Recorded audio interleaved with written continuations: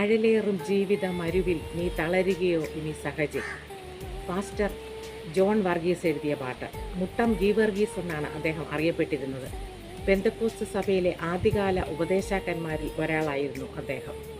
അതിലുപരിയായി ധാരാളം ക്രിസ്തീയ ഗാനങ്ങൾ എഴുതുകയും സംഗീതവും കൊടുക്കുകയും ചെയ്ത ഒരു സംഗീതജ്ഞൻ കൂടിയായിരുന്നു അദ്ദേഹം. ഈ ഗാനത്തിനെ നമുക്ക് ഒരു കാലഘട്ടത്തിൻ്റെ സോങ് എന്ന് വേണമെങ്കിൽ വിശേഷിപ്പിക്കാം.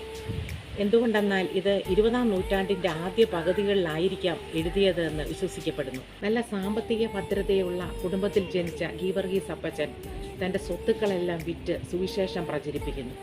ഒടുവിൽ 16 ദിവസം ഒരു വാടക വീട്ടിൽ പട്ടിണി കിടക്കേണ്ടതായി വരുന്നു. അങ്ങനെ അർദ്ധ അബോധാവസ്ഥയിലായ അദ്ദേഹത്തിൻ്റെ ഭാര്യയും 2 പിഞ്ചു കുഞ്ഞുങ്ങളും. ഈ ദയനീയമായ അവസ്ഥ കണ്ട് എഴുതിയതാണ് ഈ പാട്ട്. തളരുകയോ നീ സഹജേ എന്ന് ചോദിക്കുന്നത് അദ്ദേഹത്തിൻ്റെ ഭാര്യയോടാണ്.